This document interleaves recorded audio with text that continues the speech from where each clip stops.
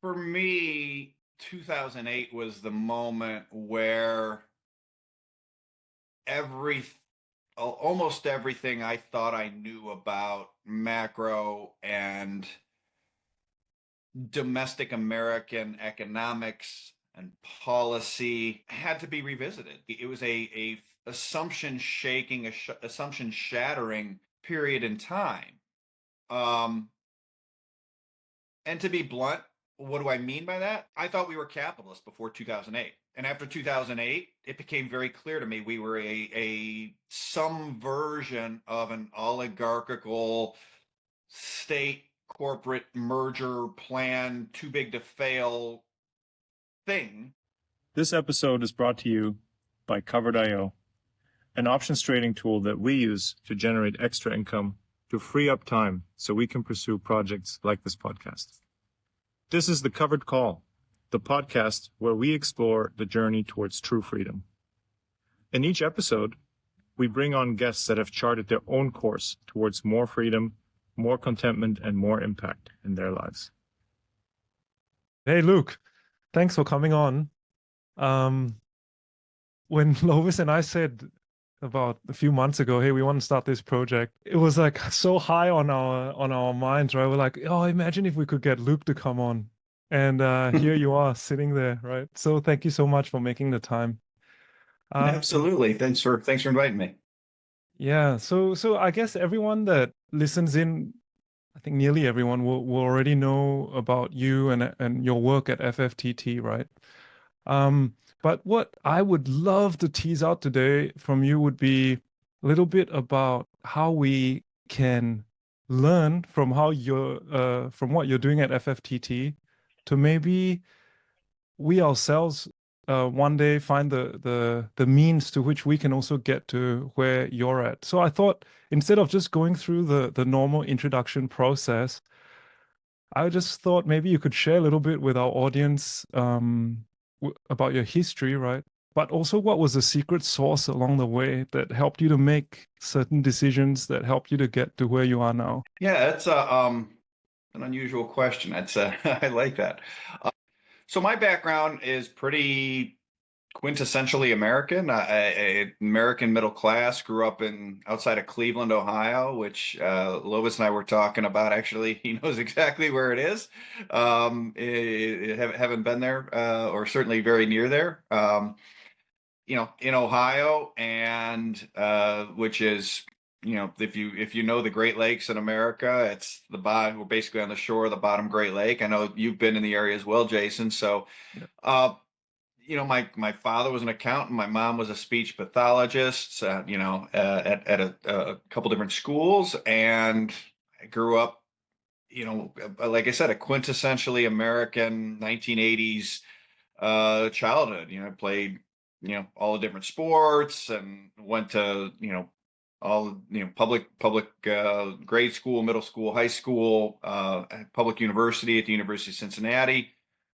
As I was a Boy Scout. I earned the highest rank, Eagle Scout, which was I think a very formative experience for me. There were a lot of different things that I got exposed to that I otherwise wouldn't have been, in terms of camping, and in particular camping in difficult situations, or having to persevere. So every winter we would do a what we called polar bear camp, where you hike in with what you've got. You build a shelter, and you prepare your own food, and it's in January in Ohio.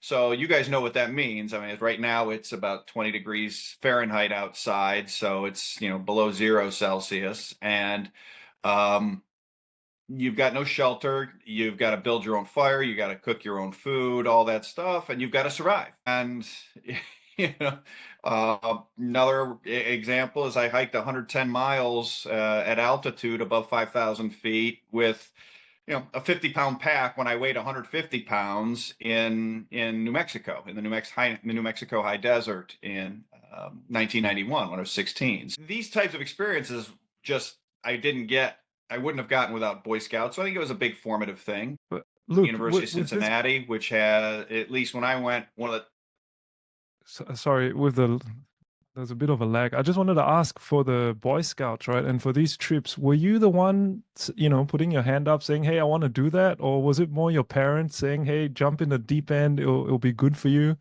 Like, what pushed you or Um, pulled you?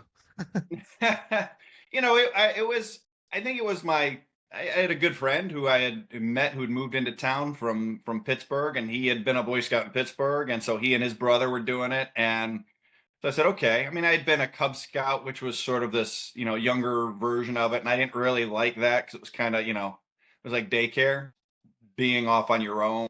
And so I think he pulled me along, but there were instances, it was a really interesting, I think, learning moment for me in terms of how my parents manage it. So, for example, the first year I ever did the polar bear camp weekend, I think it was one of those freaky January weekends in Ohio where we got like a 50-degree day and it was sunny. So it wasn't so bad. I mean, it still got down into the low 30s at night, but high of 50 in January here is great. So it wasn't that challenging. A couple of years later, uh, it reached a high of 1 degree Fahrenheit, and it went down to -7 Fahrenheit, and no shelter. So you leave, your parents drop you off, and there were a lot of kids' parents that were calling in and canceling, saying, "I'm not." I mean, they were warning people that had houses and cars to go back into not to go out. It was dangerous, and life threatening. And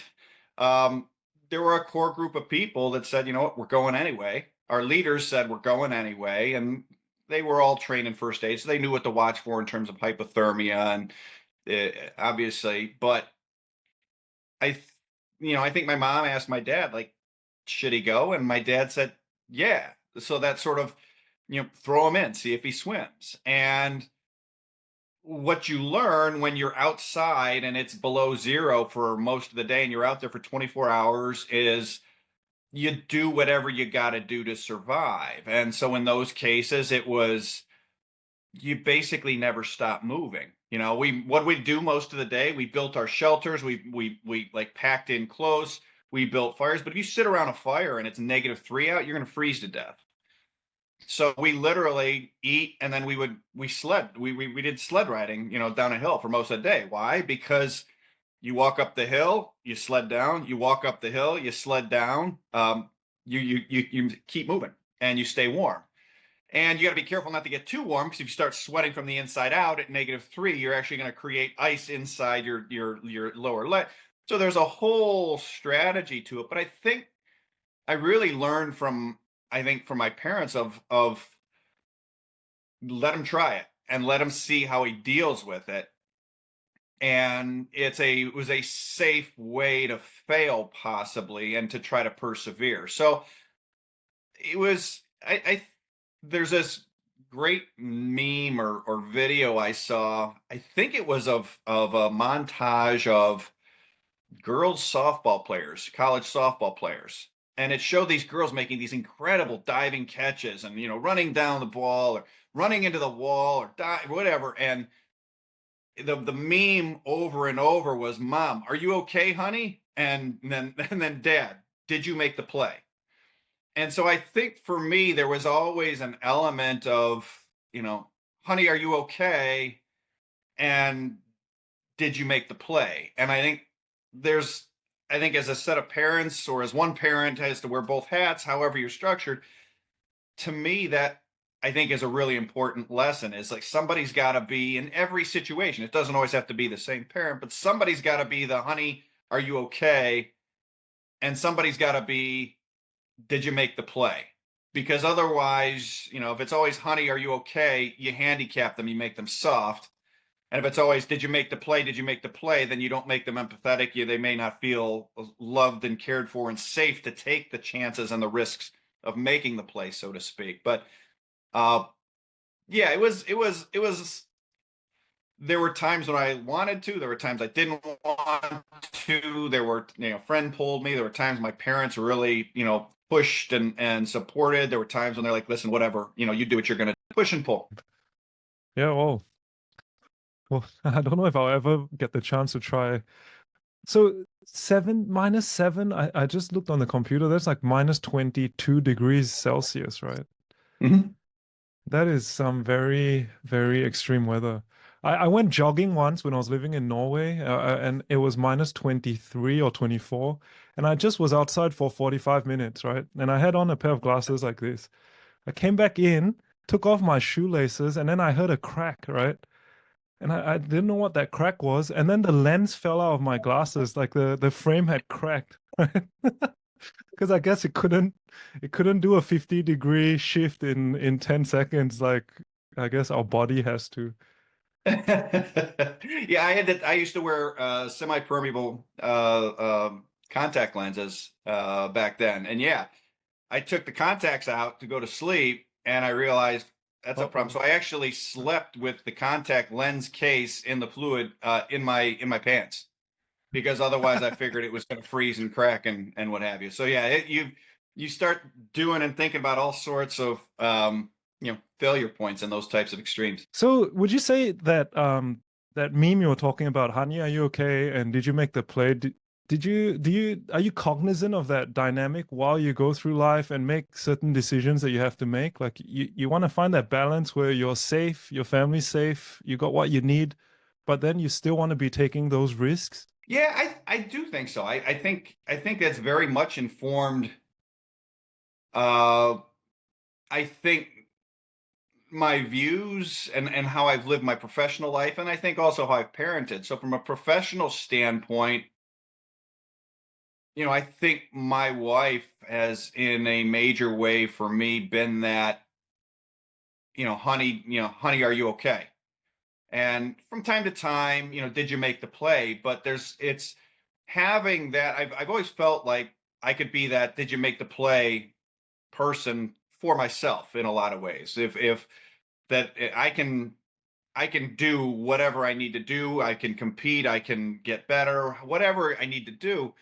But having that behind me professionally, when I've taken the risks I've taken, because if I started out in institutional equity research and sales in the late '90s. I was on straight commission, so I eat what I kill. Basically, I was getting a straight 20% of whatever commission dollars came in. Um, the first month I was on straight commission, I made $40 total for the month. I did $200 in commissions so as I was building up my book of business. My wife was. She's like, is it always going to be like this? But she was never, it was always just, it's just, I believe in you. I believe in you. I believe in you. It wasn't, honey, are you okay? It was, honey, are you okay? I believe in you. Honey, I believe in you. Um, and then, we straight commission, then continued on straight commission, started another business with a group of 20 partners. I was on straight commission then and was, my capital and their capital was at risk. And then when I started FFTT, I went off on my own and I had my healthcare paid for, but it was all out of my money, and I didn't want to take any outside investors because I wanted to have complete creative control to write whatever I wanted to write. And so there, same thing. My wife was there right by my side. Hey, I believe in you. I believe in you. I believe in you. I knew I could do it. I just needed somebody there. The mental side of it is so challenging when you're building a business as an entrepreneur, when you're on a straight commission type job, that the mental side is so critical, I think, to execution. When you can do the job, it's just there are those moments, and it doesn't have to be all the time. It's just at critical thresholds, like you can do it, you can do it, and I think that has carried through from a parenting standpoint for both of us. And most of the time she's the honey, are you okay? And I'm the did you make the play? But there are times where it reverses with our boys. So I absolutely think that has helped tremendously, that sort of dynamic. So so Luke, this desire to start FFTT and wanting to have full creative control, I guess what was the driver of that? Was it what you already said, or was it just an urge for freedom? Or I mean, we're sole proprietor, you get 100% of the commission, so to say, right? I guess what was it? So I started off in the late 90s in institutional equity sales. And I was found I was very good at connecting dots. I loved reading. I loved reading lots of information. I was very good at connecting dots and connecting those dots in a way that was very helpful for clients. In other words, it was very helpful for clients. Translates in our business as right more than he's wrong. And so I continued doing those types of things for the clients I called on for the firm at Midwest Research, and then with Cleveland Research Company, which myself, I mentioned before, was a founding partner with about 20 of my friends in '06. And we positioned clients, and I positioned personally very well for what happened in 2008. And in the aftermath of 2008, when you're on straight commission, you get paid by your firm, but ultimately, your checks clear through your firm, but you get paid by your clients. You're either helpful or you're not. If you're not helpful, you don't eat. And what I was finding is that, the old phrase of you trade the market you have, not the market you want. Well, when you're on straight commission, you help the clients in the way they want, not the way somebody else necessarily tells you to or thinks you should. And so said more bluntly, the client's always right. So what I was finding is I was spending more and more of my time recognizing that the markets were becoming more and more macro and central bank driven, and that I was basically self-teaching myself those dynamics, because up to that point had been very much bottoms up fundamental research survey driven, and I was spending more and more of my time doing that macro type stuff, because after '08, the markets were becoming more and more macro and central bank driven. And so ultimately, to answer your question directly, the catalyst for me leaving on my own and starting FFTT was I was spending almost all my time doing macro. I was finding that my clients really enjoyed the differentiated way in which I was putting pieces together as it related to the macro, uh, because it was still so early after '08. People were still acting as if it was the prior rules. We were just going to go back to the prior rules, and to me, it had seemed like the world had changed in '08. And so I went to my partners. I said, "Look, I want to do this, do this macro thing full time." And they said, "Great." You know, I said, "I want to have complete creative control to write whatever I want to write." Um, and that was something that was harder to kind of fit into the because look, I was then who I am now, which is I strong opinions, loosely held, not always popular, kind of unique, contrarian, and sometimes those things are really appreciated, and sometimes those things aren't. And so I'm not everybody's cup of tea in that way. What I was going to write wasn't going to be everybody's cup of tea, and that's why when I went off we decided to part ways amicably. I still talk with a lot of those guys; they're still my friends. Nothing but huge respect for any of them, and I wanted to have complete creative control to write whatever I wanted to write. Partly because I just felt very strongly that as weird as things had been from '08 to '13, they were going to keep getting weirder. And it was going to be important to be able to say whatever I felt like I was thinking, however I was interpreting the data, and not have one or two big outside investors that could quash what I was thinking or saying. And so I did that, and it was hard. I mean, I burned basically had three pools of capital.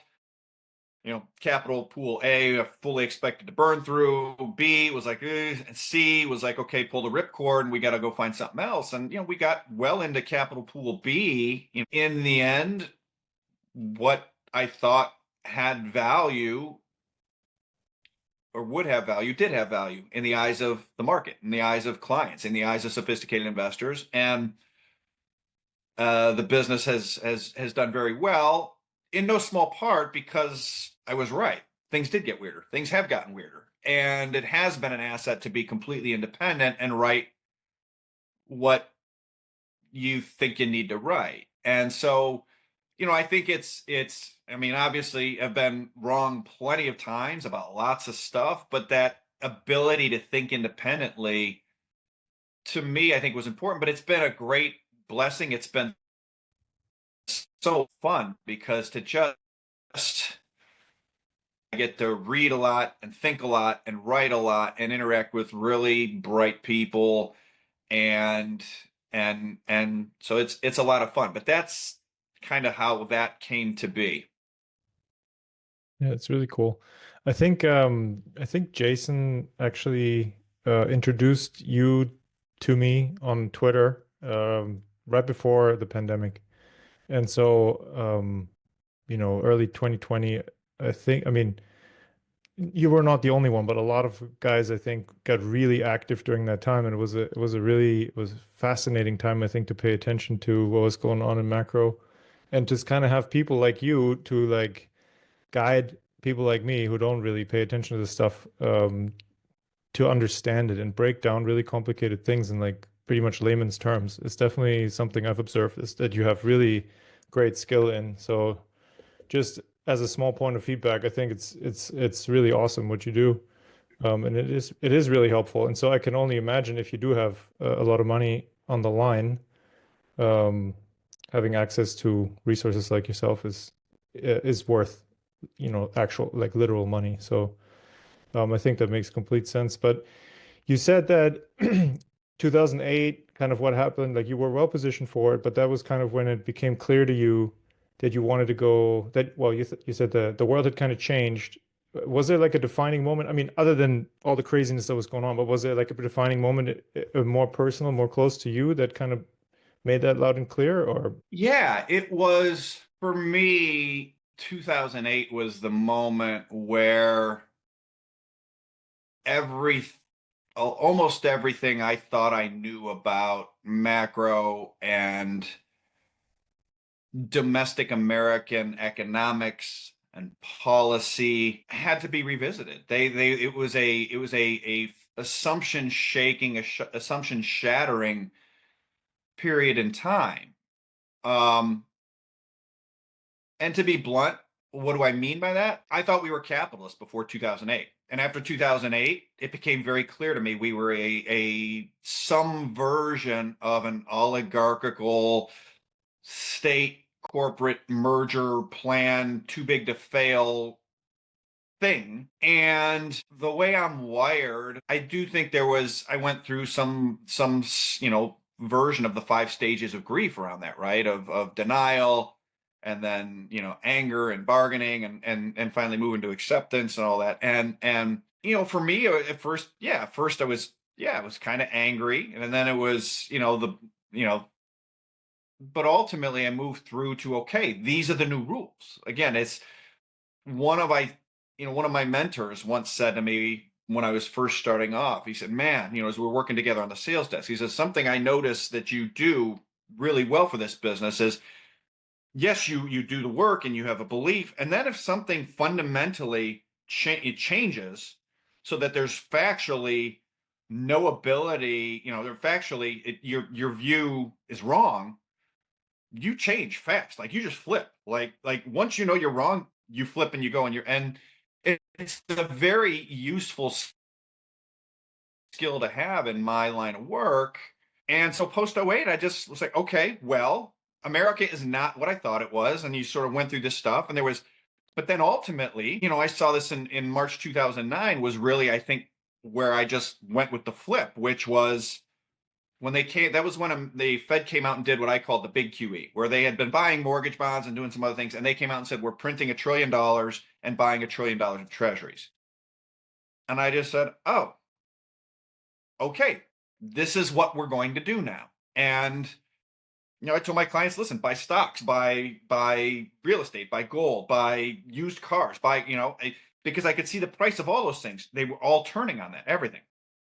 Okay, this whole, what I think about and the grief and all these stages of, the 5 stages of grief around the death of the pre-2008 American economy and global economy by way of extension of America's, the dollar and reserve status being at the center of this, it didn't matter. Nobody cares. here's what matters is, again, I'm on straight commission. I can lament and rant and all these things. And you know what? I will be angry and I will starve. And my children were starved. So like nobody cares. I can't care about the anger and the grief and all these things. It's okay. This is what has changed. So I think that was a big moment for me in terms of, okay, the dynamic, the rules have changed. And so now we're playing by a new set of rules. And so I think that's why I started doing a lot more macro and thematic is like, look, like it's great to know the businesses and it's great to know, hey, what's the incremental margin of them selling widget A versus widget B, and are they losing share to this company or that company? And it's important, and it's varying degrees of important and varying parts of the cycle. But if we're now in a market regime where things are so fragile that anytime things get a little rough, the too big to fail people get the central planners to print $1 trillion, like who cares? Who cares? Yes. Yeah. And it's not always who cares. Sometimes you do need to care. But we went from a world pre-08 where all that matters is the incremental margin of the company on widget A versus widget B and who's gaining share. And we were really good at that bottoms up stuff. We're talking to distributors. Afterwards, I would go to my clients and say, hey, market share of this company and incremental margins on widget A and blah, blah, blah, blah. And like, Luke, nobody gives a shit. They're the Fed just printed $1 trillion. Who cares? When the when the tornadoes blow and even the turkeys fly, right? So I had to start spending because I was on straight commission. And my clients were focused on this. I had to be focused on this because you can't be the guy calling up about, hey, incremental margin of A is bad, and so stock's going to go down. You should short it. And then with the Fed printing $1 trillion, the stock goes up 40%, and they get killed, and you're not helping me. So that was to me the big aha moment where my views started to change, I think. And then the cool thing though is somehow in all this chaos or this like changing, like shifting tides, whatever you call it, you decided clearly I must start a business and make this even make the impact of all this even more direct. Right? So maybe that's some of the perseverance from the Eagle Scout that you talked about before. Yeah, it was, and it, that was early 2009. I didn't start FFTT till early 14. So there was sort of this period of time of, I immediately recognized tactically the printing money. Okay, just buy everything, and that's fine. And then I do think I went through like a period where, wow, like it was very challenging on a number of fronts. A lot of what I thought was true about the U.S. and global economy was wrong. About our leaders and our policymakers was wrong, and disappointingly so.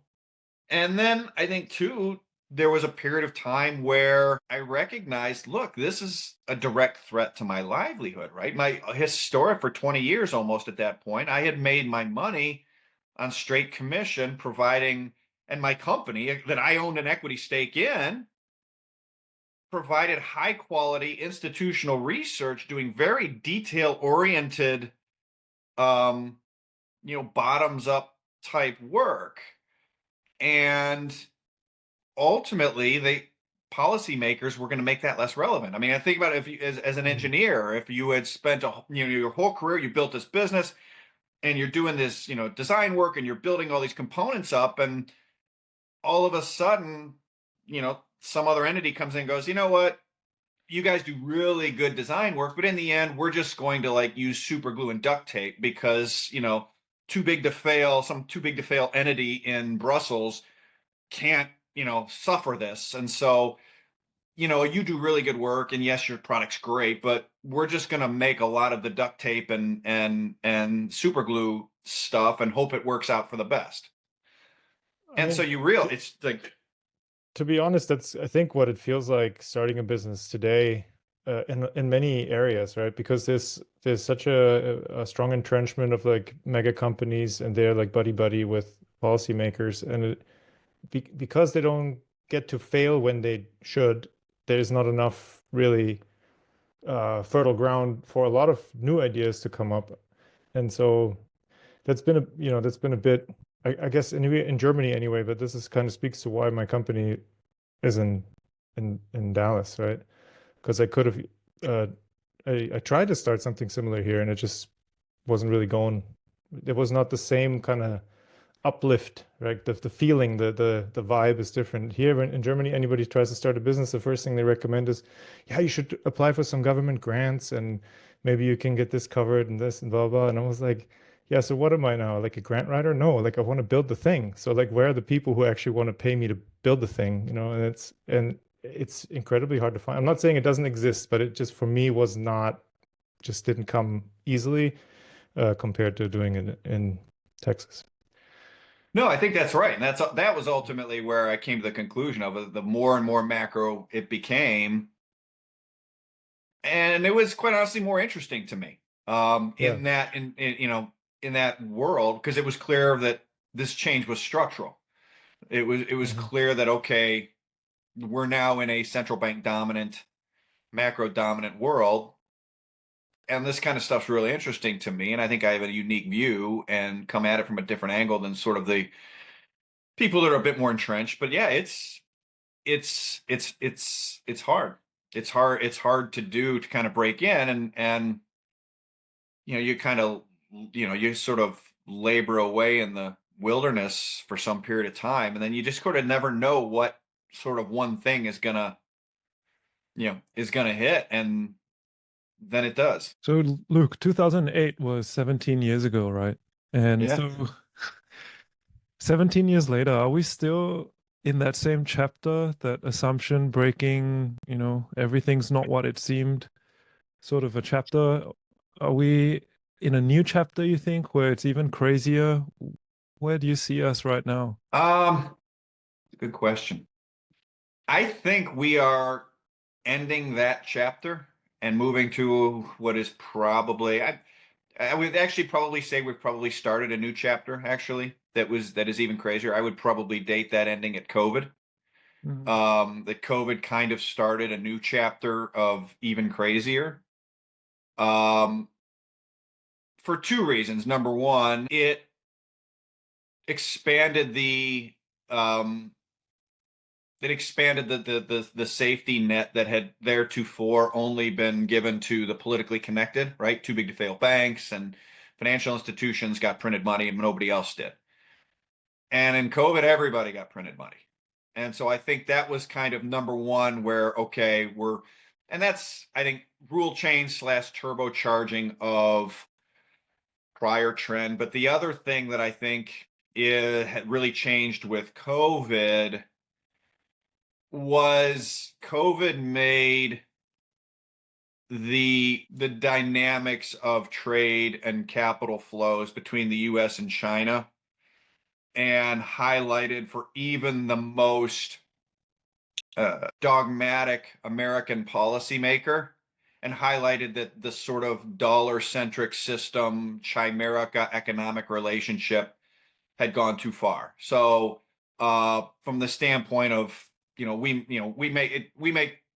make dollars, we send the dollars. You guys know how that works, right? The world sends us stuff, we send them dollars, and then they reinvest those dollars in our capital markets. And COVID, I think, identified there had been voices. Obviously, Donald Trump had been president for 4 years. He talked a lot about the need to kind of rebalance trade and what have you. The U.S. military had been talking about these issues 5 years before Trump even arrived, if not longer, which simplified was just the U.S. military is borrowing money from China to build weapons to face down China, and increasingly with Chinese-made components, which is just not the DoD just was not in favor of that. And so COVID, the second thing COVID did, a big thing certainly from a macro point, was that even the most dogmatic dollar system supporter in Washington could understand the language of we can't get your kids masks or PPE because it's all made in China and we need to work.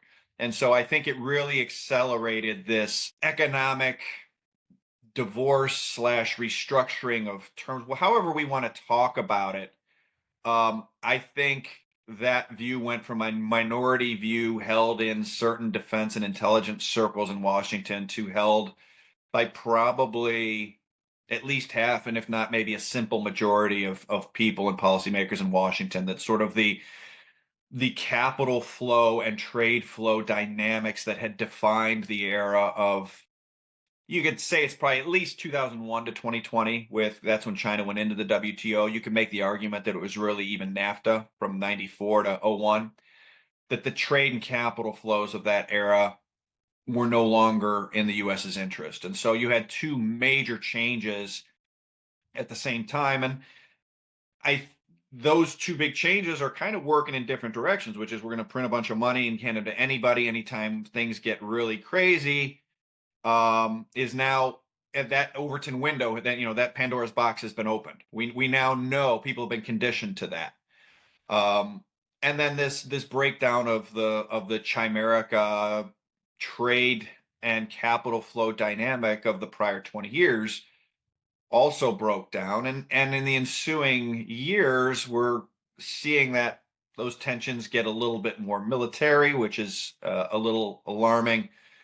And I think in the last couple years there's been two other big dynamics that I think are forcing changes. The first is the pace of AI and robotics, which is highly deflationary in the long run, and fundamentally incompatible with a debt-based monetary system. In plain English, what that means is if AI takes 10% of the white collar jobs, all those people have mortgages they can't pay, they all have car loans they can't pay, they all have credit card loans they can't pay. And the banks holding those notes, the financial institutions holding those notes, will probably fail at some point as AI takes too many jobs too fast, and something will need to be done. There will, are we going to stand aside and let banks fail, or are we going to print money again like we did in 2020 and 2008? The other big thing that I think has really changed, I think is still wildly underappreciated, but maybe starting to be appreciated more, is, and it kind of ties back to the chimerica breakdown and the supply chains having gone too far dynamic, is NATO essentially lost in Ukraine. They got outproduced in Ukraine by the Russians, a country with 1/10 the GDP of the US. And that, I think, has further reinforced a dynamic of, okay, we need to accelerate the reshoring and the building of the nearshoring of the friendshoring, however you want to refer to it, of U.S. supply chains broadly and defense industrial based supply chains specifically. And so I think those things, when you put them all together, are the kind of new rules of the new world. Yeah. And I think it's a highly political economy, and it's probably pretty inflationary over time. So, Luke, thank you so much for that breakdown. So with all that going on, just trying to shift gears a little bit, what is somebody like the three of us who is freedom-minded and kind of, is very eager to do his own thing, right? Write what they want to write, do what they want to do. What's one to do? Okay? Like some piece of advice, maybe less macro, more like just out of your personal toolbox kind of advice. To me, it's a really interesting time because the tools for oppression have never been more powerful. In other words, the ability to track. I mean, we all voluntarily walk around with a tracking device, and the internet can see who we. I mean, George Orwell. I mean, it literally is like 1984. The world's autocrats through history, the world's greatest autocrats and dictators, could only dream of some of the tools that are available to policymakers, and so that is, I think, makes the political side really important, but it's also a little unnerving, because ultimately, even in America, where I think we still probably on average, particularly in states like Texas and states like Ohio, have probably the most freedoms of at least the most freedoms of most anybody in the world to do and say what we want. There has still been this since 2001 with the Patriot Act and some of this other stuff. This creeping impingement on freedoms we've long held dear and are in theory guaranteed to us by the Constitution, at least still are for the moment.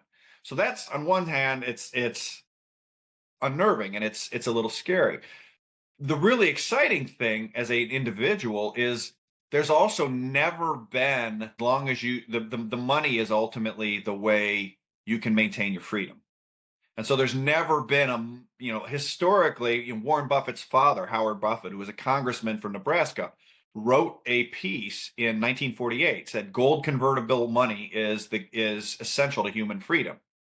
And his point was that if you can't convert your money to gold on demand, you're nothing more than a slave or vassal through the economic system, through the money. And he's right. He's 100% right. And so the money is the ultimate control mechanism. Voting is nice. Voting is important. I encourage everyone to vote.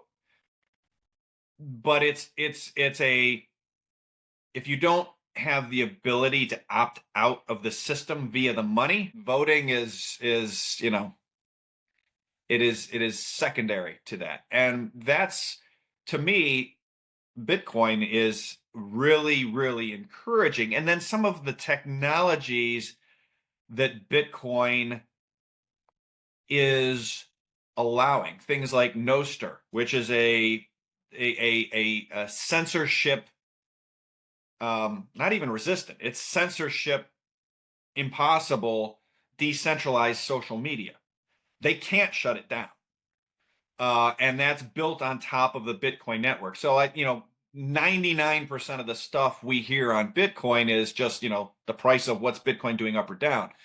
But there is an army of developers and app guys and engineers that are building on this blockchain, on the Bitcoin network, an infrastructure that is as American and as freedom loving, however you want to, it is as freedom loving as anything can possibly be. And it is literally the worst nightmare of every single worst autocrat in world history, because you can, look, if I wanted to, you could hold up a phone, show me a QR code right now on this call. I could call up a QR code. Boom. I could wire you billions of dollars now, and it'll settle now with fees of basically nothing, right? So you have complete movement of capital, complete freedom, an ability to opt out of the system. And so as I look at that, both the threat, which is as great as it's ever been because the technology that we have makes it very easy to impinge on freedom. The technology is also at the same time giving us the greatest ability to maintain that freedom.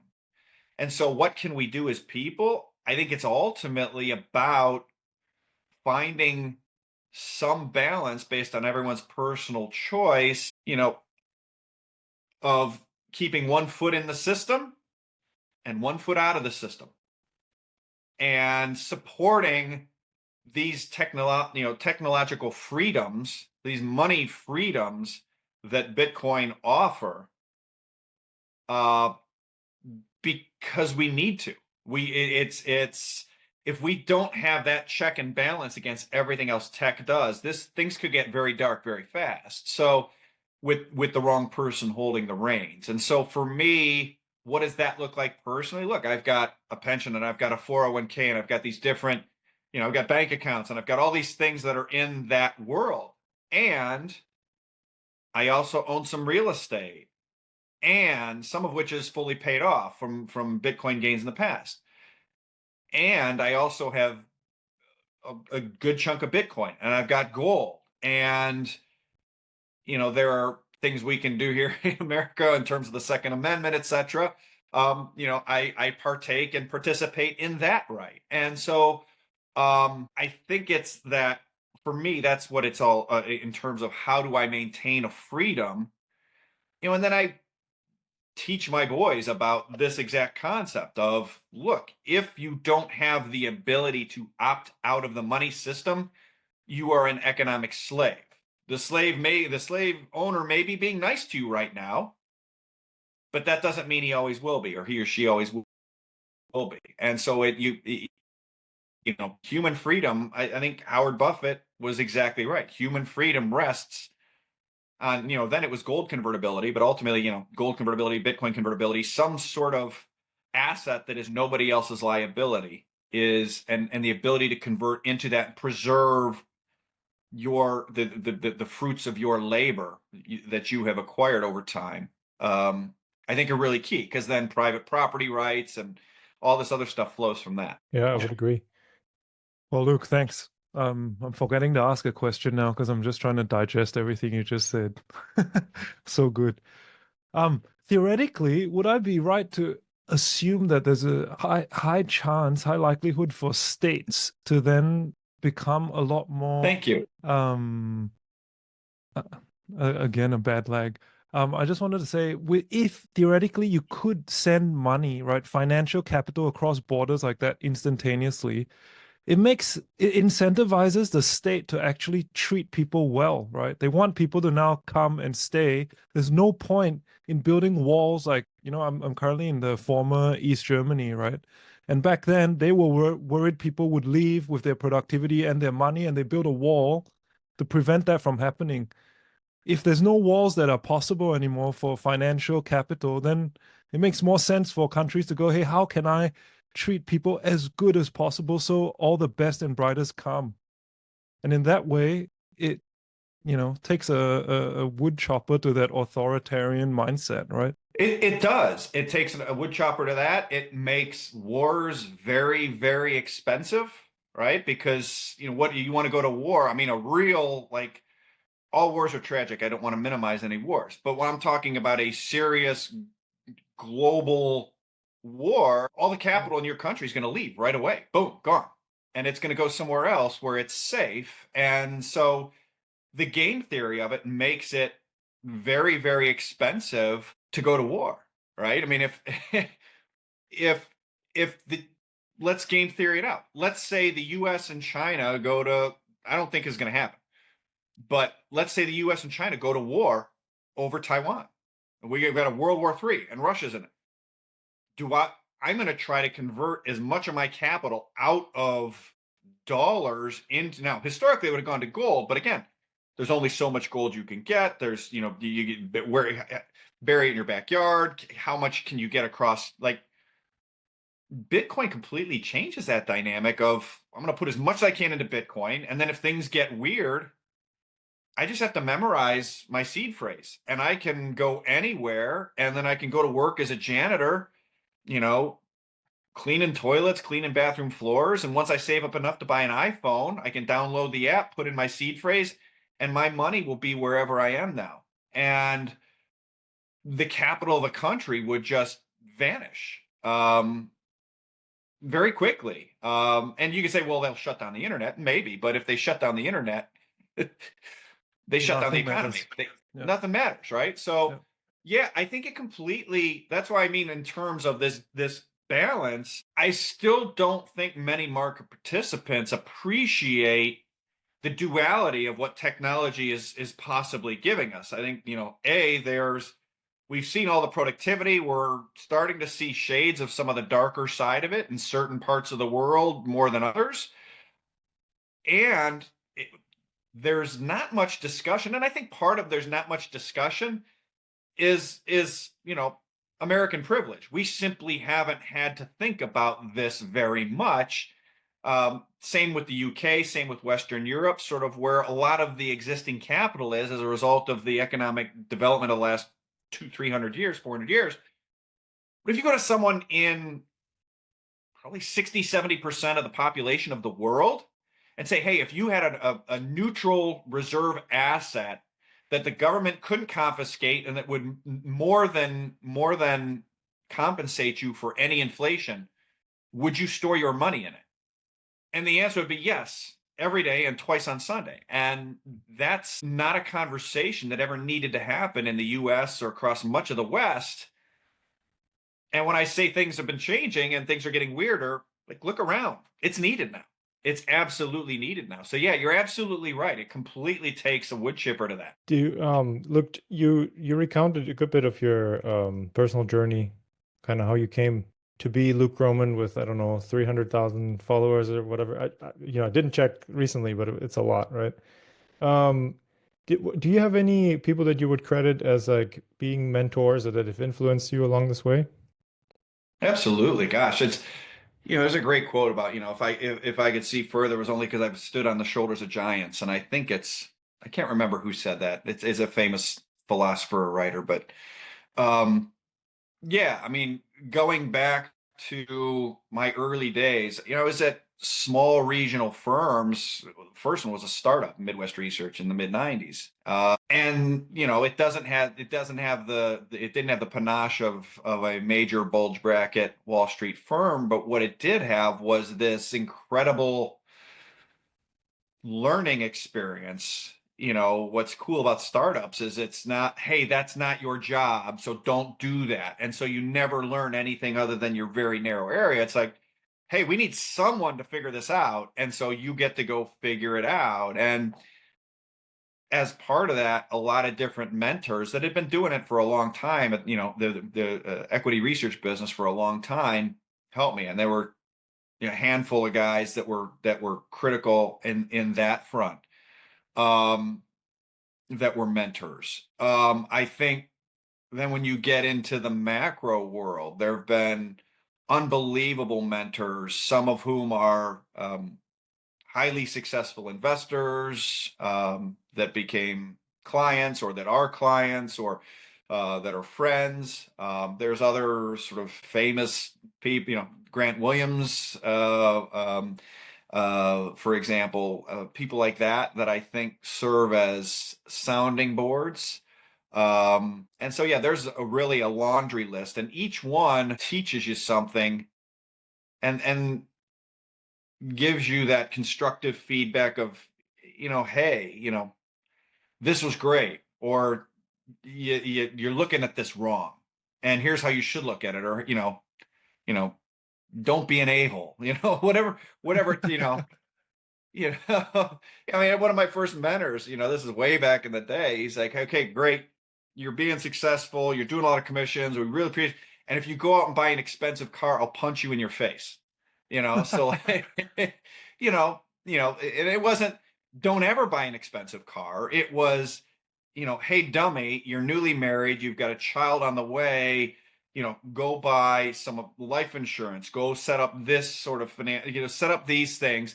Don't just go out and buy an expensive car right away. And that honesty, you need to hear it sometimes. Yeah, for sure. So here's another little bit of a out of left field question. So if you would think of your life like a portfolio, what's the investment you've made outside of your professional life that's paid you the highest dividends, you would say? Oh, that's easy. That's marrying my wife and my physical fitness.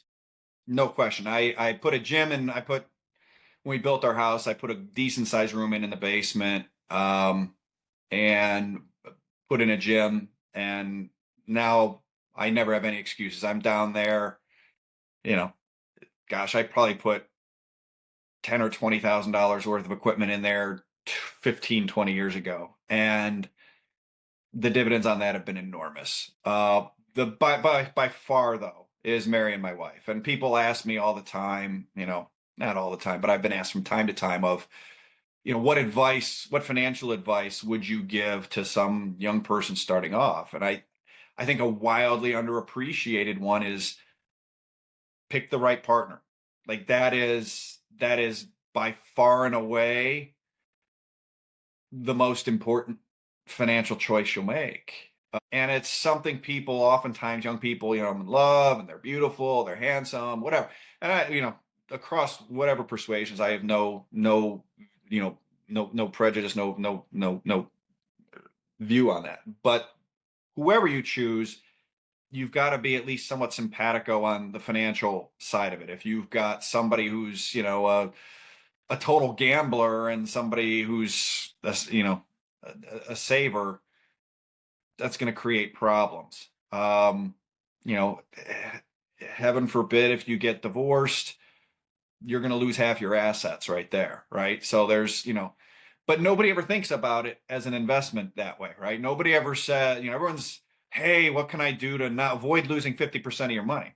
Easy, don't get divorced. Well, how do you get divorced? You got to choose the right person. And so, and then away from taking away that downside of the financial side, like it's about the richness of life. Like when you've got the right person, whoever that person is, whatever that looks like, you're unstoppable. You might be able to be stopped for a little bit. They might be able to knock you down for a bit, but you just like all of the best things that I have in my life, my kids, the experiences, it's my wife. And so those would be the answers. It's hands down, far and away, marrying her, and then vast far second, putting a good gym in my basement, because yeah, it's I go and I work out. There's no excuses. It's crappy out today here in Cleveland, and I don't have to go anywhere. I go into the basement, I get my workout done. Nice, yeah.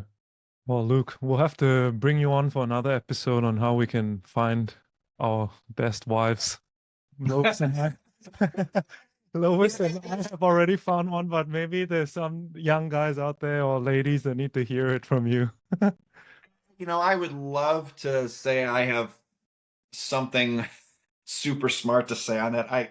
In a lot of ways, I lucked out. Like, it was, um, my wife is very strong-headed and intuitive, and so it was.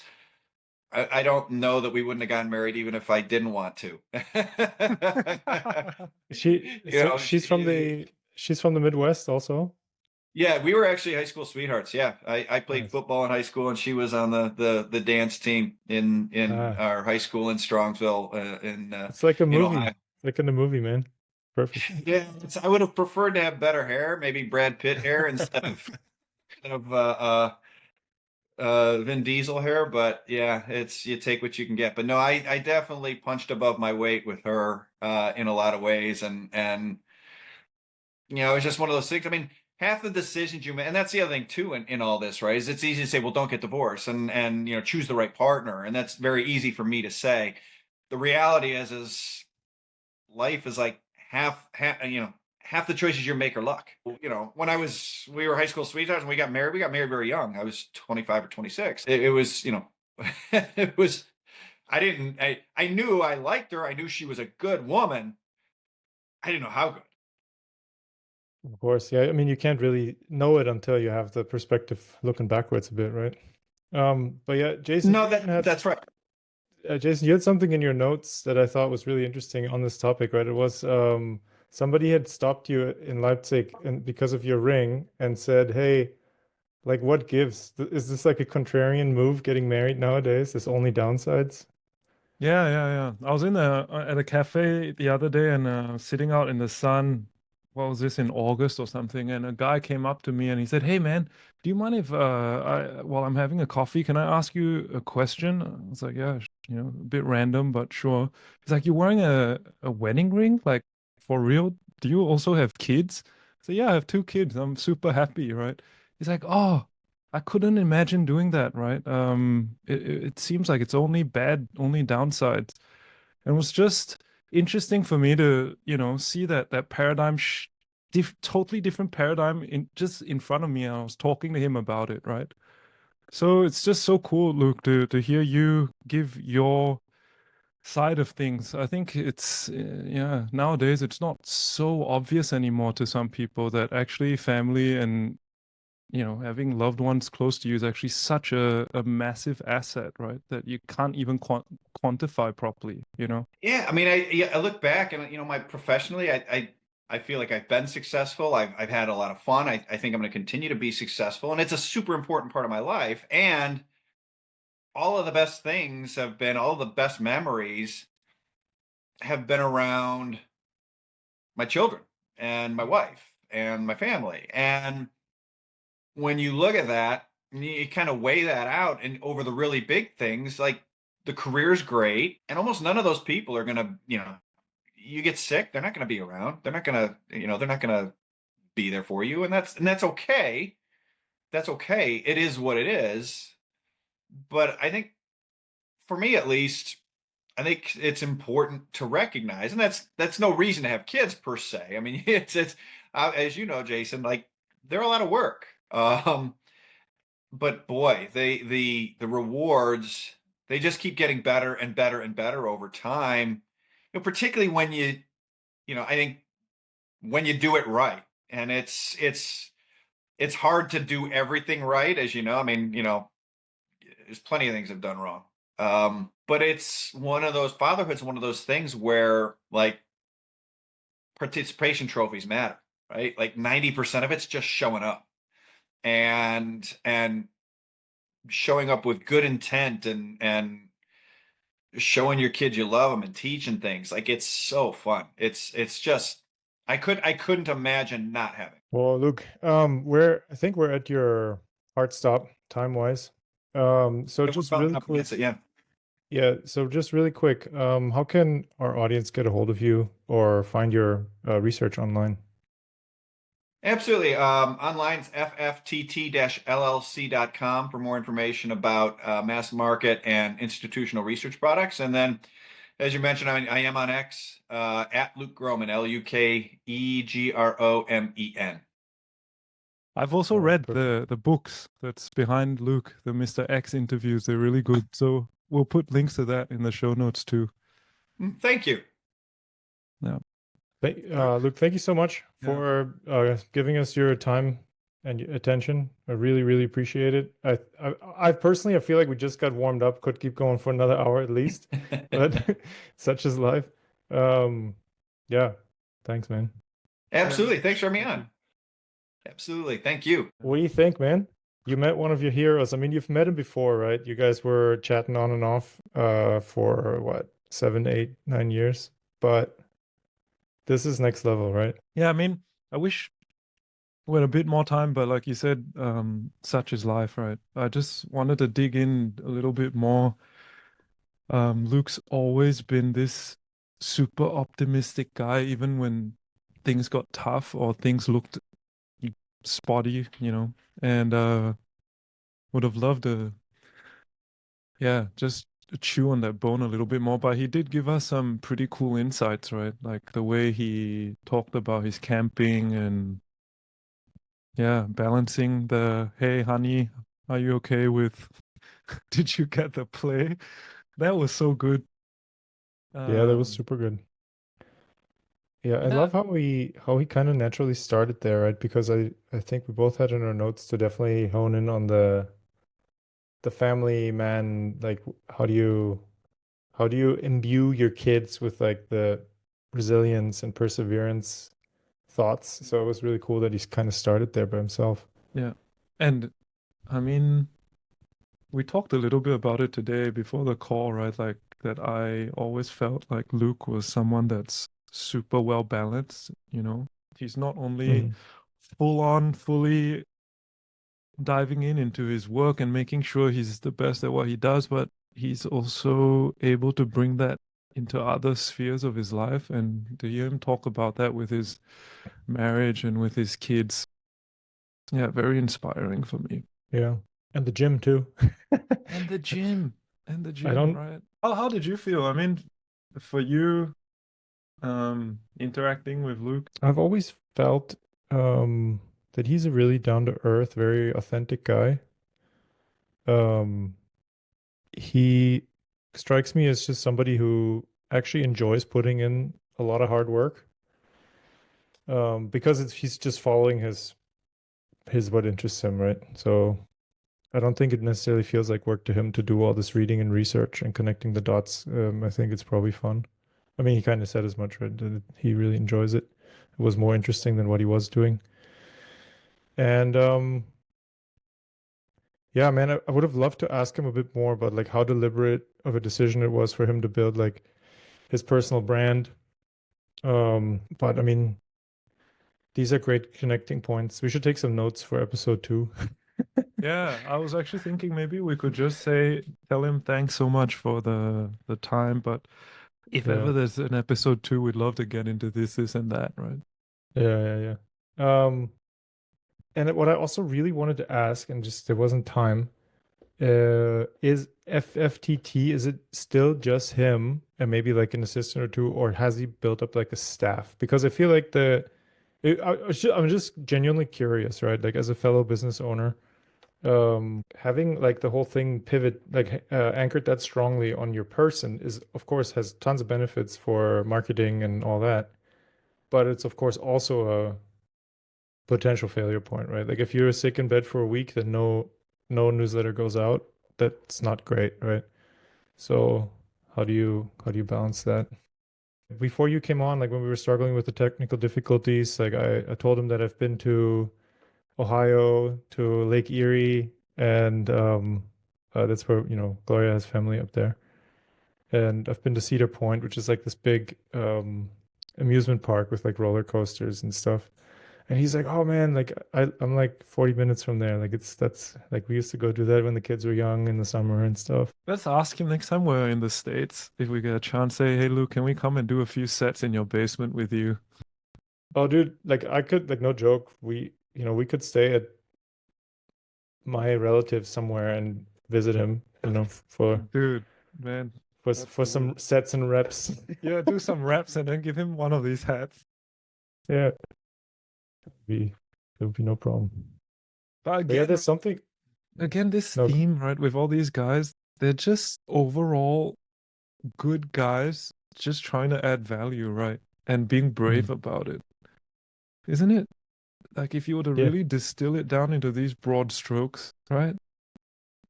Well, and I mean, so what? He kind of told this nice story, right? That a colleague of his said, "Well, if something changes, you have the ability to flip, right? Like, okay, well, the paradigm's changed now. That means all these things are different now, and Yeah. he's already there, you know." And so similarly, this story he told, he's like, "Oh, I guess we're not capitalist anymore. We're going to print $1 trillion. Too big to fail stuff, in 2008, and it changed everything." And he had like these 5 stages of grief, but then he was like, "Well, if that's the world we live in, then this is what I got to do." This like mental flexibility and like responding to life, and like instead of just lamenting and saying like, no, it's got to be a certain way, and I want to die on this hill type of thing. A lot of people, I think, get like that, right? And then they're surprised that whatever venture they set out to accomplish doesn't work, because I think you must have this flexibility, this mental flexibility. Yeah, man. I mean, in a way, that's what that pragmatism I think is in a way very American, or in some ways you see a lot of that in America more than you do in Europe. Not that all Americans are like that, but I think you're more likely to meet an American that goes, "Hey, does that even work?" Right? Versus in Western Europe, where it tends to seem to be more based on, is this morally right or wrong, or is this the right way to do it, right? In Europe, if people would consider the values before they get started and then go and do it, I think that would still be okay. The issue is that all this is, am I supposed to do this thinking, leads to 90% of people never doing anything. We talked about this before, right? Like in the Anglo world, and I think in East Asia, in China, for example, I think it's also like that, where it's more everything is allowed unless explicitly forbidden. But in some parts of Europe, it's the opposite. Everything's forbidden unless explicitly allowed, right? Yeah, yeah. So in this case, this guy writing us to say, "Hey, are you sure you have liability protection?" He's going through the checklist, right? Oh, well, are you sure you're going to be okay? If you are going to be okay, then proceed, right? Yeah, yeah. He's almost asking who gave you permission to do this, right? Exactly, exactly. In a way, that's what it is, right? The Yeah. law is giving you the permission. Yeah. It's interesting. Hey, one of the titles for the podcast could be something to do with unstoppable. When he said unstoppable, man, like it really resonated something with me. And I think it did for him as well. He was like, when you have somebody like that in your corner, how could you not succeed? You become unstoppable. It's like, fuck, man, that's like he's basically describing a superpower, right? Yeah. So sick. I meant to ask him from any like movie or story, which main character does he that which main character is most like him? Yeah. Which main character does he gravitate He's towards, right? he said he wishes he didn't have Vin Diesel hair, but it's not about the appearance, right? It's about the character traits. So I guess he wants to be Brad Pitt. right. So good. And I loved how he kept using very relatable analogies and terms and stories, right? To get pretty deep concepts across. Like just the thing about those people in softball diving into the wall and then going, mom says this, dad says that, but did you make the play? That's so good.